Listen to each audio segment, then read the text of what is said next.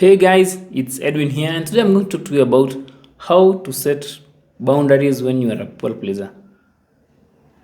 People pleasing, as I talked in my past video or yesterday's video, is all about making other people happy, and it may often land you in a toxic relationship.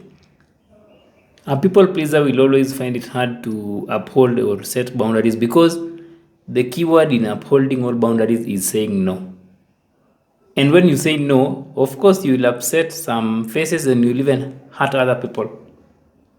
And in some way, saying no is not in part of the agenda of a people pleaser because they want to please everyone or they want to make everyone happy. So people pleasing and setting boundaries are like extreme opposites because with people pleasing, you say yes to others and no to yourself. While with boundary setting, you say yes to yourself and no to others. So it's more like oil and water. It doesn't really mix. But today, I'm going to share with you some practical tips or practical steps you can take that will help you set boundaries if you are a people pleaser. These are just about coping, but not really dealing with your people pleasing permanently. This is for you if you've really gotten to the point where you don't know what to do and you are looking for just something to kickstart your journey.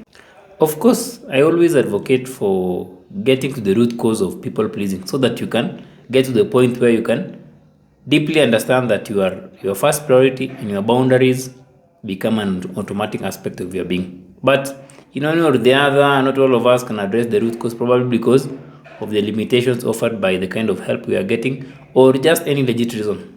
And that's what I help people with, like getting them to that point of transformation and dissolving that stuck identity as a people pleaser so that someone can live a life where they can set and uphold healthy boundaries. So the first practical tip that will help you set and uphold boundaries if you are a people pleaser is to pause and analyze the situation.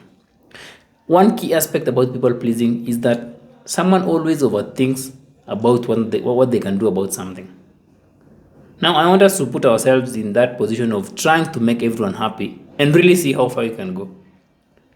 See, the default for every people pleaser is to always blame themselves or take up responsibility even without giving it a second thought when someone close to them is unhappy. It's just this compulsive response of feeling like if they are unhappy, it must be something I've done or it must be something I'm not done. So you are not even giving yourself time to analyze the realisticness of what you are supposed to do to make them happy. So you don't really analyze and say that what do I have to do to really make this person happy? It's just that compulsive feeling. It's like it's automatic that if they are unhappy, it's because of something I'm not done. That's where you need to pause and even journal on what you can control and can realistically do in any kind of situation you put yourself in. It's more of just being mindful of what you can possibly do and what you cannot. But with this now, instead of just not really scrutinizing it, just saying it or keeping it in your mind, you really scrutinize it on a deeper level.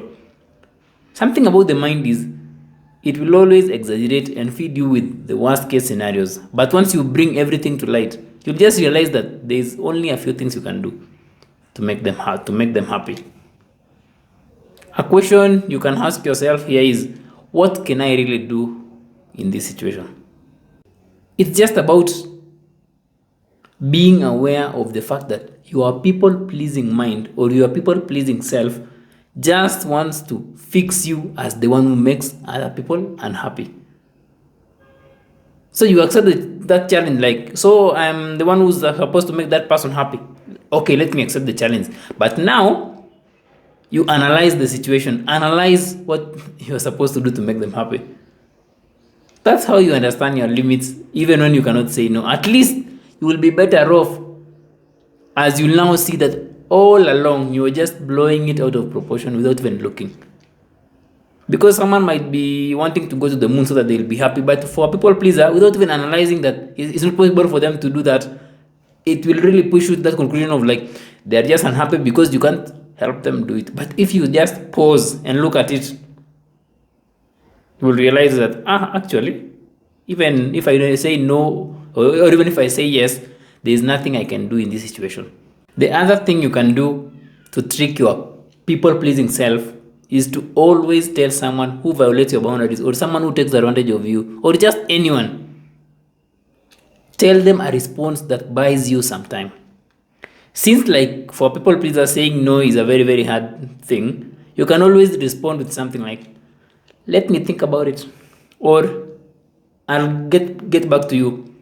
When you respond that way, you've not said no, and you've also not said yes. But the thing is, you've avoided the normal situations where you find yourself taking very many requests which you cannot handle, or automatically saying yes without even analyzing the situation, without even analyzing if the situation is possible.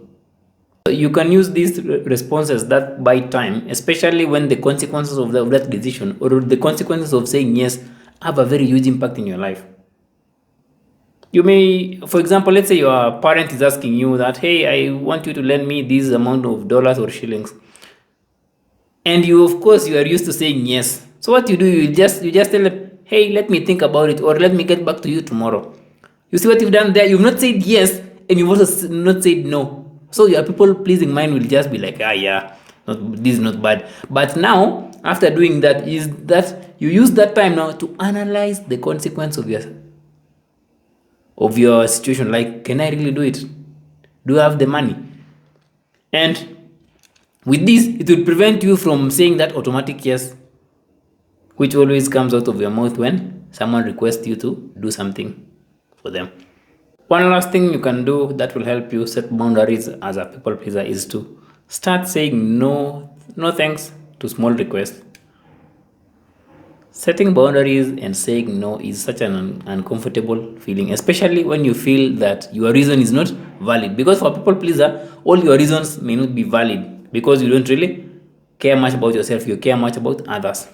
So a people pleaser, to be specific, may at times say no, but you may say no, but after over explaining the reason for your decision.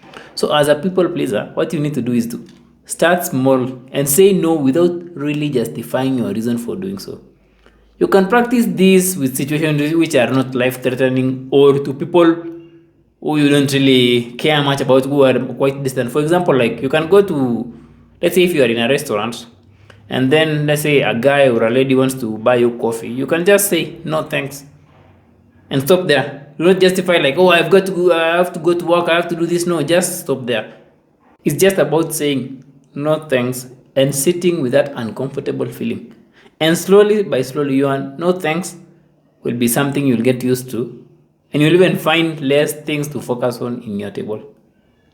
You will realize that it's not that hard after all to say no, and nothing will happen.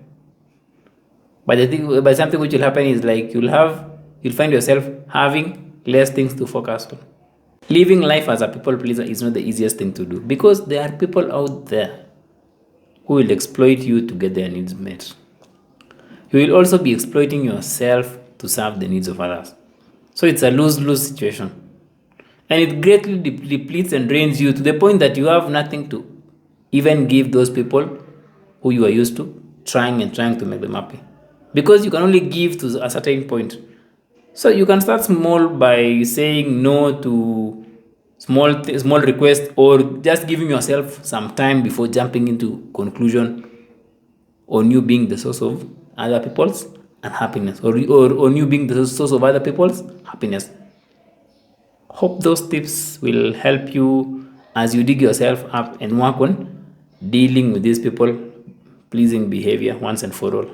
One last thing I want you to keep in mind is that people pleasing is not your personality, or that's just who I am. No, it is a survival response you developed in the past to stay safe in a chaotic environment. So you can permanently address it by dealing with your past hurts.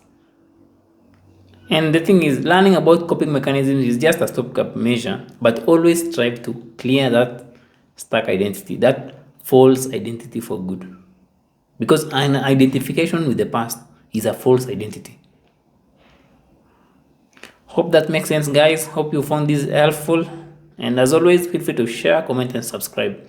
Until next time, see ya.